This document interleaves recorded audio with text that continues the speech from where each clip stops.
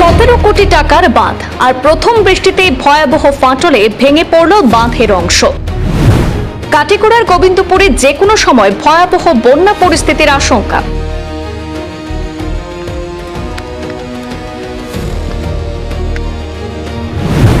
বর্ষা পুরোপুরি শুরুই হয়নি, তার আগেই ভাঙনের মুখে কোটি টাকার বাঁধ। সরকারি গাফলতি নাকি দুর্নীতি, প্রশ্ন তুলছেন এলাকাবাসী। জিকে ডাইকের অবস্থা ঘিরে কাটিগড়ার গোবিন্দপুরে এবার প্রশ্নের মুখে জল সম্পদ বিভাগের কাজ।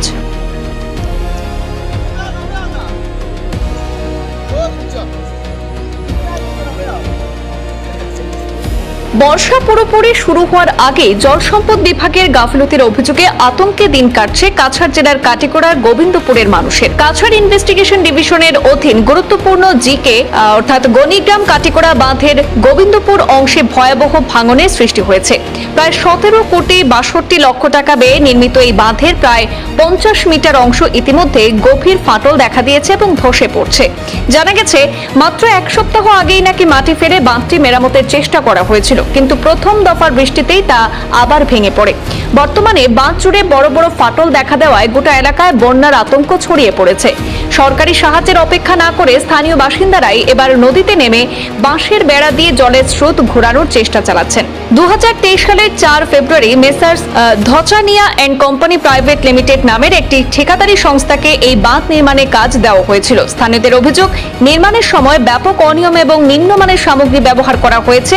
কাজ চলাকালীন সময় দুর্নীতির অভিযোগ উঠলেও বিভাগীয় কর্তৃপক্ষ নাকি তাতে কোনো গুরুত্ব দেয়নি।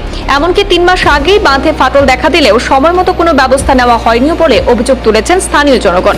স্থানীয়রা জানান, এত টাকা খরচের পরও বাঁধের এমন অবস্থায় জল সম্পদ বিভাগের প্রকৃত চিত্র সামনে এনে দিয়েছে। বন্যা হলে তাদের এলাকায় বহু পরিবার গৃহহীন এবং ভূমিহীন হয়ে পড়ার আশঙ্কা রয়েছে। তাই গোটা ঘটনার উচ্চ পর্যায়ে তদন্ত ও দুর্নীতির সঙ্গে জড়িতদের কঠোর ব্যবস্থা নেওয়ার দাবি তুলেছেন এলাকাবাসী। পাশাপাশি মুখ্যমন্ত্রী ডক্টর হিমন্ত বিশ্ব শর্মার আশু হস্তক্ষেপও দাবি করেছেন। আর এও তো হইলে তো মোটামুটি 5-6 মাস টিকে যায়। তো এখন 4-5 দিন আগে মাটি পড়ছে, মাটি পড়ার পরে তো সেম মাটি পড়ে তারা বস্তা প্যাকিং দিয়া রাখিয়া গেছে গিয়া।